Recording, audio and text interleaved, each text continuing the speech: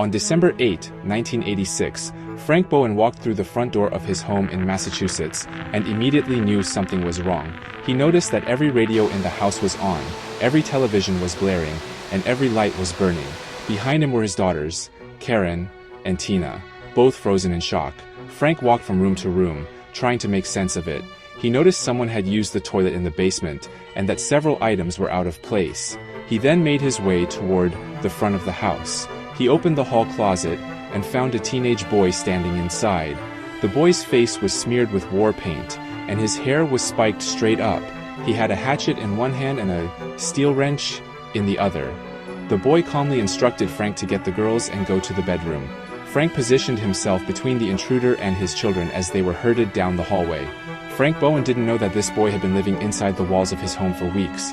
Emerging at night, he had been moving through crawl spaces no wider than 6 inches and watching his daughter sleep. His name was Daniel LaPlante, and at just 16 years old, he would start a reign of terror that would leave 3 people dead.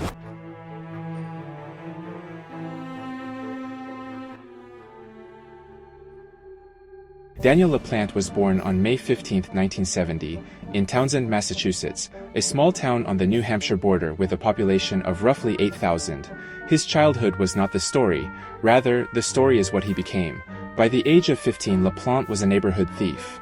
He broke into homes during the evenings, stole valuables, and then vanished. But the theft wasn't what satisfied him. He began leaving things behind, moving objects just slightly out of place, and creating small disturbances that made people question their own perception. He then graduated to mind games. In 1986, LaPlante became fixated on a 15-year-old girl named Tina Bowen. They attended the same school. He took her on a date over Easter break. When Tina returned to school, classmates told her LaPlante was facing serious charges. According to her father, Frank Bowen, that was the end of it. It wasn't the end of it. Over the following weeks, strange things began happening inside the Bowen home at 93 Lawrence Street.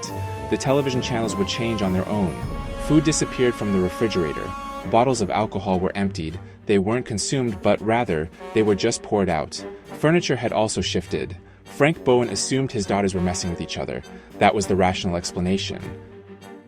Then the messages started appearing, scrawled on the walls in mayonnaise and ketchup. "Marry me. I'm in your room. Come and find me." A kitchen knife was found driven through a family photograph, pinning it to the wall. Oddly, Tina and her sister had tried to contact their recently deceased mother using a Ouija board. LaPlante was in the walls while they did it, and he heard everything. He began impersonating a ghost. The haunting was not supernatural. The haunting was a 16-year-old boy, wedged into a crawl space, listening to their grief and weaponizing it. The theory that the girls were playing pranks, that the house was old and creaky, that ghosts were responsible, was wrong. Frank Bowen was about to find out exactly how wrong. It was December 8, 1986, just past 6 in the evening. Frank Bowen and his daughters returned home to find every electronic device in the house running at full volume. That's when he opened the closet and met Daniel LaPlante face to face. LaPlante marched the family into a bedroom. Frank slammed the door and wedged it shut, positioning himself between the intruder and his children, trying to make a plan. Tina, at just 14 years old, was crying uncontrollably. She made a decision that likely saved all of their lives. She forced open the bedroom window, jumped out, and ran to a neighbor's house screaming for help. The Pepperell Police Department consisted of roughly 10 officers for the 10,000 residents. The most common calls were domestic disturbances and public intoxication. They had never handled anything like this. When officers arrived, they surrounded the house. They called the Bowen phone lines, but there was no answer. Then moments later, they saw movement in a second-floor window. Frank Bowen appeared, shouting for police to come help. The intruder, he said, was gone. He lowered his remaining daughter and her friend out the window to officers, then jumped himself. The family was reunited at the neighbor's house. Police entered and searched the Bowen home, repeatedly. They searched every room. They searched the woods. They searched the yards. They searched the roads. There was no sign of the intruder. A tracking dog was brought in. The officers gave the dog the hatchet and wrench to pick up the scent, but the hatchet belonged to Frank Bowen. He kept it on his nightstand. The dog couldn't differentiate LaPlante from the family because LaPlante had been living among their possessions for so long that everything carried his scent.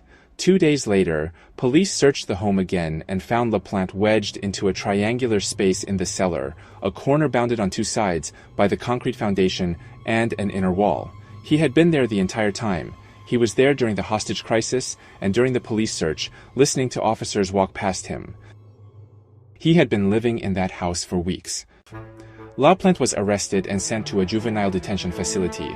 The Bowen family had survived. The nightmare, it seemed, was over. It was not over. In October of 1987, less than a year after the hostage crisis, Daniel LaPlante's mother remortgaged her house and posted his $10,000 bail. LaPlante was released. He was 17 years old. He was awaiting trial for the Bowen case, but he was free. 2 weeks after his release, LaPlante burglarized a neighbor's home and stole 2 firearms. 1 month later, on November 16th, he broke into another house in Townsend. The home belonged to Priscilla Gustafson and her family. He did not take anything. He was learning the layout. Nobody connected these events. Nobody saw the pattern. The clock was running right now and nobody was watching it. Priscilla Gustafson was 33 years old. She worked as a nursery school teacher. She was pregnant with her 3rd child. She lived at 22 West Elm Street in Townsend with her husband Andrew and their 2 children, 7-year-old Abigail and 5-year-old William. On December 1st, 1987, Daniel LaPlante walked through the woods that separated his house from the Gustafsons. He was carrying one of the stolen .22 caliber firearms. He later told investigators he didn't expect Priscilla and her children to be home. They were home. What follows is difficult.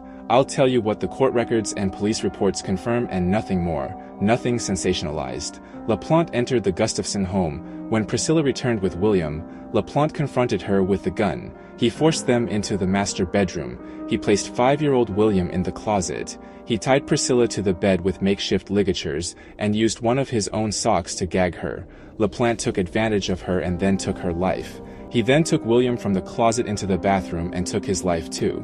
As he was preparing to leave, 7-year-old Abigail Gustafson arrived home on the school bus. LaPlante lured her into a second bathroom, did the same to her as well. He walked back through the woods to his own house. That evening, Daniel LaPlante attended his niece's birthday party as if nothing had happened. The world is full of dark and disturbing tales of terrifying humans. We post weekly. Please like and subscribe and stay up to date on all our latest videos. Andrew Gustafson had been calling his wife all afternoon, but he got no answer. When he returned home that evening, the house was dark and quiet. He later told investigators he knew something was terribly wrong before he even stepped inside. He found Priscilla first. He fled the house and called police from a neighbor's home. He later testified that he refused to look for the children. His exact words were, "I was afraid I would find them dead." Both children were found in the bathrooms where LaPlante had left them. Police connected LaPlante to the scene through forensic evidence. He was interrogated the following evening. They didn't have enough yet to hold him, so he was released. LaPlante fled. A massive manhunt ensued across Pepperell and Townsend. After a burglary spree that lasted 2 more days, police found Daniel LaPlante hiding in a dumpster on December 3, 1987. In October 1988, Daniel LaPlante stood trial for the murders of Priscilla Gustafson, William Gustafson, and Abigail Gustafson.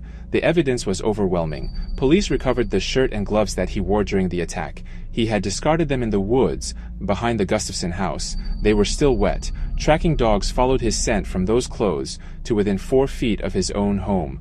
The jury found him guilty on 3 counts of first-degree murder and sentenced him to 3 consecutive life terms. In 2017, LaPlante appealed for a reduced sentence, arguing that he was a juvenile at the time of the crimes. The judge reviewed his case, specifically noted that LaPlante showed no remorse. The appeal was denied. He must serve a minimum of 45 years before he is eligible for parole.